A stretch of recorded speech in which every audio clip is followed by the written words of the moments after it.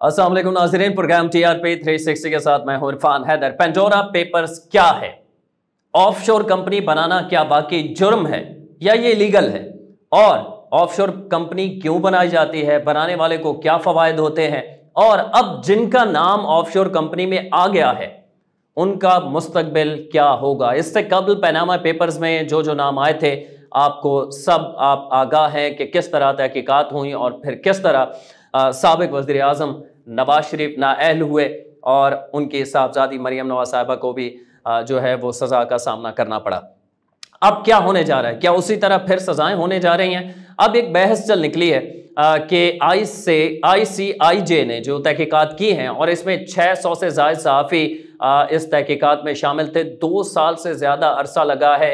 11.9 million files यानी 11.9 million companies जो हैं ऑफशोर वो सामने आई हैं, दुनिया भर के लोगों की हैं। दुनिया भर में जो पैसे वाले लोग हैं उन्होंने ये ऑफशोर कंपनीज बनाई थी। इससे कबल के मैं आपको बताऊं कि ऑफशोर कंपनी बनाना लीगल है या इनलीगल है, ये कानून के मुताबिक सही है या नहीं, इस बहस में जाने से पहले अगर आप ये समझ लेंगे कि ऑफशोर कंपनी बनाने की ज़रूरत क्यों पड़ती है बड़े बड़े पैसे वाले लोगों को, तो ये मामला और सहल हो जाएगा, आसान हो जाएगा आपके लिए। सबसे पहले हम इस तरह एक मिसाल के तौर पर, कोई शख्स है पाकिस्तान के अंदर, उसके पास बहुत सारा पैसा है या ताजिर है या किसी भी शोबे से वो ताल्लुक़ रखता है, वो अपना पैसा महफूज करने के लिए उन कंट्रीज में जाके एक ऑफशोर कंपनी बनाता है। होता यह है कि डॉक्यूमेंटेशन में उस कंपनी को बना दिया जाता है और वहां की गवर्नमेंट के यहाँ उसे रजिस्टर भी करवाया जाता है बाकायदा तौर पर। कंपनी बन गई। अब एक बड़ी रकम जो कि अरबों डॉलर्स में होती है, उस रकम को महफूज करने के लिए वो शख्स जो है उस जहां वो ऑफशोर कंपनी उसने बनाई है, रजिस्टर करवाई है, वहां एक बैंक अकाउंट बनाता है उस कंपनी के नाम पे और करंट अकाउंट में वो बड़ी रकम वहां महफूज कर लेता है। अब होता यह है कि जब कंपनी तो है, रजिस्टर भी है, लेकिन जब कोई ट्रांजैक्शन नहीं हो रही, कंपनी में लेन देन हो नहीं रहा और कंपनी प्रॉपर वर्क कर ही नहीं रही, सिर्फ रजिस्टर करवाया गया है कंपनी को, तो वो पैसा महफूज रहता है। उन ममालिक की एक कानून है कि साला साल आपके करंट अकाउंट में जो कोई कंपनी का होता है उसमें पैसा पड़ा रहे, जब तक कोई ट्रांजैक्शन डेबिट क्रेडिट नहीं होगा, टैक्स नहीं कटेगा। उस पैसे को सबसे पहले तो महफूज बना लिया जाता है। एक तो ये फायदा होता है ऑफशोर कंपनी बनाने वाले को। दूसरा फायदा यह है कि जिस मुल्क में आपने ऑफशोर कंपनी बनाई है, अगर वहां पर आप कोई जायदाद खरीदना चाहते हैं, घर, जमीन या किसी भी किस्म की जायदाद आप खरीदना चाहते हैं, तो उस पर आपको टैक्स छूट दी जाती है। बहुत सारे ऑफशोर कंपनीज बनाने वालों के मकासद ये होते हैं कि अपना पैसा वहां महफूज कर रहे हैं और उस पर टैक्स ना कटे, और बहुत सारे ऐसे होते हैं जिनके मकासद ये होते हैं कि हम किसी मुल्क में प्रॉपर्टी खरीदना चाहते हैं, बहुत महंगी प्रॉपर्टी खरीदना चाहते हैं और प्रॉपर्टी टैक्स जो है बहुत ज़्यादा है दीगर ममालिक में, ख़ासतौर पर यूरोप के अंदर बहुत ज़्यादा है as compare to Pakistan, Bharat या बांग्लादेश के।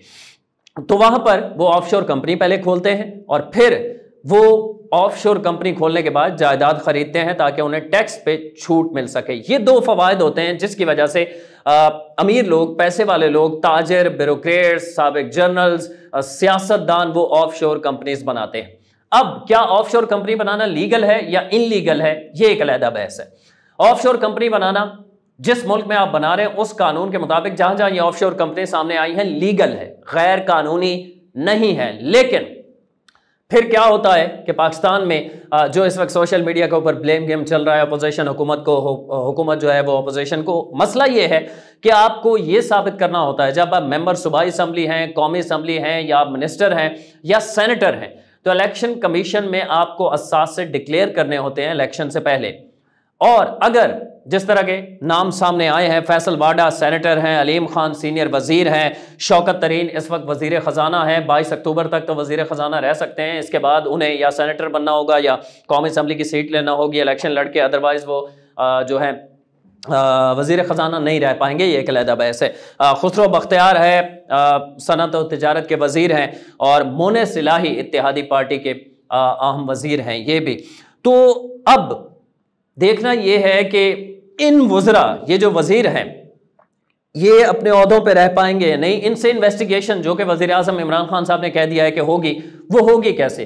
होता यह है कि या तो इलेक्शन कमीशन के अंदर इन्होंने डिक्लेयर नहीं किया हुआ उस ऑफशोर कंपनी को तो फिर तो ये नाअहल करार दिए जाएंगे इलेक्शन कमीशन की जानिब से। कोई भी इलेक्शन कमीशन के अंदर एक आम शहरी भी दरखास्त दायर कर सकता है और वो नाअहल कर दिया जाएगा, क्योंकि आपने ऑफशोर कंपनी डिक्लेयर नहीं की थी। अब एक दूसरी चीज है, दूसरी चीज ये है, अगर कोई अवामी ओहदा नहीं रखता, पब्लिक ऑफिस होल्डर नहीं है, तो उससे क्या तहकीकात होगी? कोई ताजिर है, कोई साबिक जर्नल है, कोई साबिक ब्यूरोक्रेट है, कोई साबिक सियासतदान है, या कोई भी ऐसी शख्सियत जिसकी ऑफशोर कंपनी सामने आई है। ऑफशोर कंपनी, मैं वाजे कर दूं, ऑफशोर कंपनी बनाना जुर्म नहीं है, लेकिन आपको मनी ट्रेल देना होगी। आपको यह साबित करना होगा ना सिर्फ कि आपने जो ऑफशोर कंपनी पे पैसा लगाया है या वहां इन्वेस्ट किया है या वहां जायदाद खरीदी है, या आपका पैसा हलाल का पैसा था, लीगल पैसा था, और दूसरी बात, अगर आप पाकिस्तान से वो पैसा लेके गए हैं तो आपको यह भी साबित करना होगा कि वो हुंडी या मनी लॉन्ड्रिंग जैसे हम कहते हैं उसके थ्रू नहीं गया, बल्कि लीगल प्रॉपर चैनल आप यहां से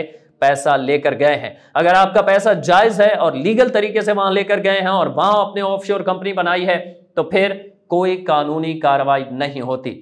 वजीर आजम इमरान खान साहब ने इस हवाले से तहकीकात का जो है अहकाम जारी कर दिए हैं। बहुत जल्द तमाम लोगों की उन्होंने कहा है, चाहे वो जितने भी नाम आए हैं वो इस वक्त चल रहे हैं, मैं वो नाम बार बार आपको नहीं गिनवाऊंगा क्योंकि सोशल मीडिया के ऊपर भी चल रहे हैं, लेकिन सोशल मीडिया के ऊपर कुछ फेक चीज़ें भी चल रही हैं। जिस तरह कल हमने देखा कि एक दो टीवी चैनल से भी गलती हुई और सोशल मीडिया पे फिर उसे बार बार कोट भी किया गया कि जुनैद सफ्दर जो कि मरियम नवाज के साहबजादे हैं, उनके नाम पे 5 ऑफशोर कंपनी हैं। बाद में पता चला कि ये खबर ही फेक थी।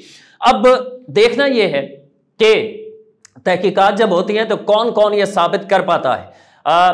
जिस तरह हुकूमती नाम सामने आए हैं तो अलीम खान साहब का ये मौक़िफ़ सामने आया है कि इलेक्शन कमीशन के असास से डिक्लेयर जो किए हैं उन्होंने, वहाँ पर उनके ऑफशोर कंपनी भी डिक्लेयर है। उन्होंने कहा माजी में पनामा पेपर्स में भी ये सामने आया था और उस वक्त भी मैंने ये कहा था कि मेरा डिक्लेयर है, और अगर डिक्लेयर है, मनी ट्रेल उनके पास मौजूद है, तो फिर तो उनके लिए कोई खतरा नहीं।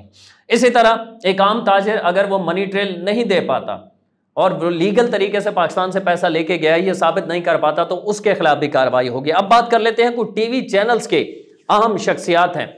अच्छा, मैं भूल रहा हूँ, इसाक डार के साहबजादे अली डार जो हैं, उनकी भी ऑफशोर कंपनी सामने आई है। तो उन्होंने कहा है कि यूएई में वो पढ़ाई के बाद से वहाँ रहते हैं, वहीं उनका कारोबार है, तो इसलिए उनकी ये कंपनी है, उन्होंने एक्सेप्ट किया है।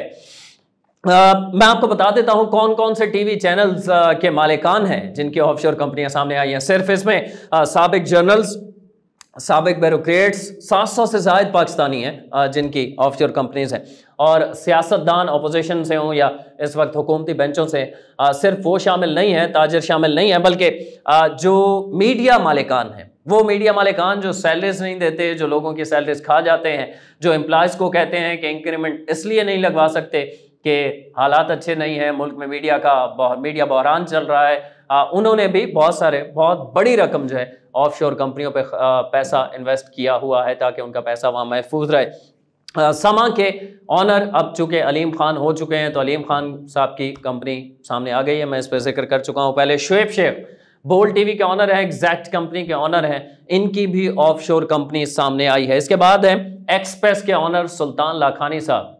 जी हाँ, एक्सप्रेस के ऑनर की भी कंपनी सामने आई है ऑफशोर, इसी पेंडोरा पेपर्स के अंदर। इसके बाद गोरमे बेकरी वाले हैं जिनका GNN चैनल है, आप जानते होंगे, उनके ऑनर का भी जिक्र आया है कि उनकी भी ऑफशोर कंपनी है। अच्छा, जंग ग्रुप के मीर शकीलुर रहमान साहब 2018 में अलबत्ता उन्होंने जवाब दिया है कि उन्होंने ऑफशोर कंपनी ख़त्म कर दी थी। बहरहाल उनकी ऑफशोर कंपनी थी, और मैं आपको बता चुका हूं कि ऑफशोर कंपनी क्यों बनाई जाती है।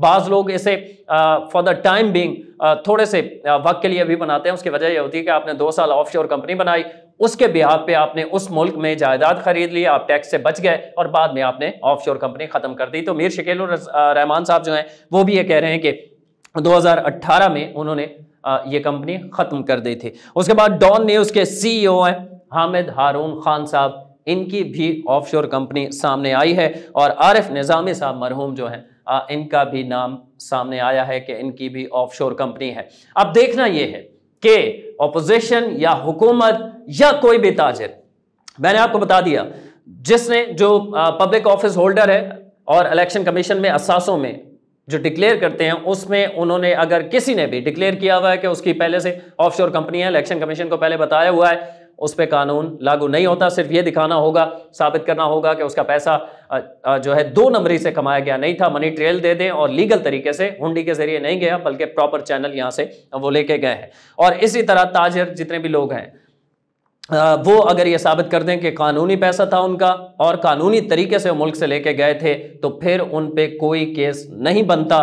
तहकीकात का बाकायदा 1-2 रोज़ में आगाज़ हो जाएगा। वज़ीर-ए-आज़म इमरान खान साहब ने इस हवाले से सलाह मशवरे कानूनदान जो हैं उनसे शुरू कर दिया और बहुत जल्दी सामने आ जाएंगे। हाँ, अलबत्ता ये है कोई ऐसी शख्सियात जैसे फैसल वावडा के हवाले से ये बात हो रही है कि वो सेनेटर हैं और उन्होंने इलेक्शन कमीशन के अंदर ये डिक्लेयर नहीं किया हुआ था कि उनकी ऑफशोर कंपनी है, तो उनके लिए ख़तरात हो सकते हैं। लेकिन ये इतना सीधा मामला नहीं है, इसकी इन्वेस्टिगेशन में फिर अदालत में मामला जाएगा, बहुत तवील प्रोसेस है। हमने देखा था पैनामा में भी यही इशू था बेसिक कि नवाज शरीफ साहब और उनके साहबजादों की जब ऑफशोर कंपनी सामने आई थी, उस ऑफशोर कंपनीज के थ्रू एवन फील्ड जो अपार्टमेंट हैं वो खरीदे गए थे और इसी वजह से फिर मनी ट्रेल अदालत ने तलब की थी जब इमरान खान साहब और दीगर जो अपोजिशन में उस वक्त थे वो सुप्रीम कोर्ट गए थे।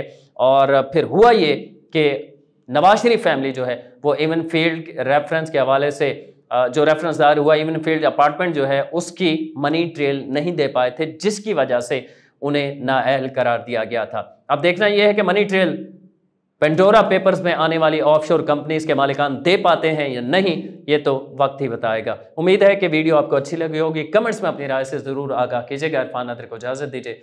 अल्लाह ने के बाद।